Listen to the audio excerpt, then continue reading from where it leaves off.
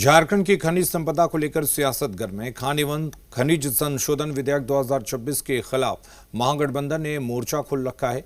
झारखंड के सत्ताधारी दलों का दावा है कि कानून में बदलाव से झारखंड को करीब 15,000 करोड़ रुपए का नुकसान हो सकता है और इसका असर राज्य की जन कल्याणकारी योजनाओं पर पड़ेगा।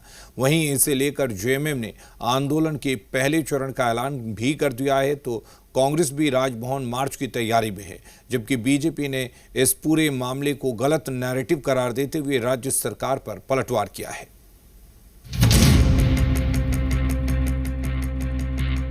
झारखंड की खनिज संपदा और उस पर अधिकार को लेकर एक बार फिर केंद्र और राज्य के बीच सियासी टकराव तेज हो गया है।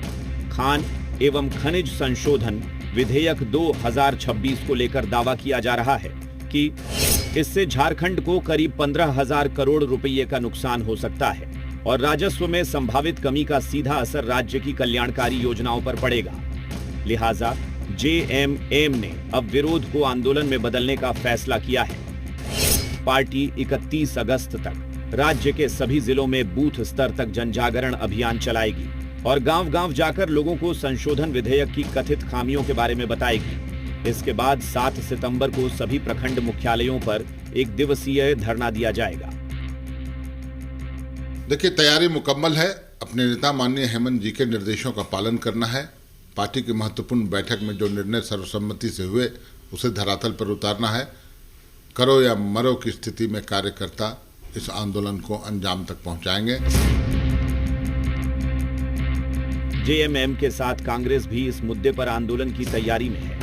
कांग्रेस के मुताबिक राजभवन के सामने होने वाला धरना सिर्फ शुरुआत होगी और आने वाले दिनों में आंदोलन को और व्यापक किया जाएगा। एमएमडीआर बिल यह झारखंड की अस्मिता पर कुठाराघात है।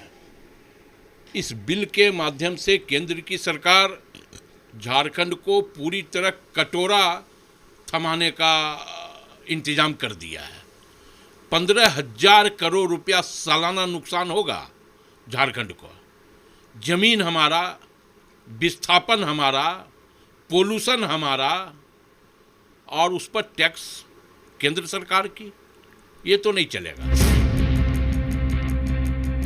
जहां महागठबंधन संशोधन विधेयक को झारखंड के हितों के खिलाफ बता रहा है, तो वहीं बीजेपी का आरोप है कि राज्य सरकार खनिज के मुद्दे पर गलत नैरेटिव तैयार कर रही है।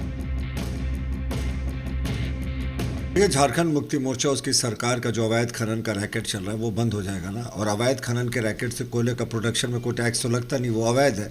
तो वो जितने भट्ठे हैं, जितने इंडस्ट्रीज हैं, उनको चोरी छिपे दिया करता है। वो जो पैरेलल इनका इकोनॉमी का सिस्टम है, सप्लाई चेन, तो वो बंद हो जाएगा। दूसरी क्या बात है कि संशोधन विधेयक के बाद जो टैक्स लगा रही है सरकार, 450 रुपये कोयले में टैक्स है, आयरन ओर में 750 रुपये, पड़ोस के उड़ीसा में 18 रुपये। तो यहाँ आयरन ओर की माइंस बंद हो रही है, नई माइंस का नवीनीकरण नहीं हो रहा है, तो इससे राज्य को नुकसान है, रॉयल्टी का नुकसान है। बीजेपी का तर्क है कि खनन से झारखंड को मिलने वाली रॉयल्टी और खनिज राजस्व में उसका हिस्सा पहले से काफी अधिक है। बीजेपी का कहना है कि अगर अवैध कारोबार पर रोक लगे और नीलाम हो चुकी खदानों को जल्द शुरू किया जाए तो झारखंड को फायदा हो सकता है। यानी एक ही विधेयक पर दोनों पक्षों के दावे बिल्कुल अलग हैं। ऐसे में साफ है कि खनिज कानून पर झारखंड में सियासी गर्मी आने वाले दिनों में और बढ़ने वाली है। Bureau report.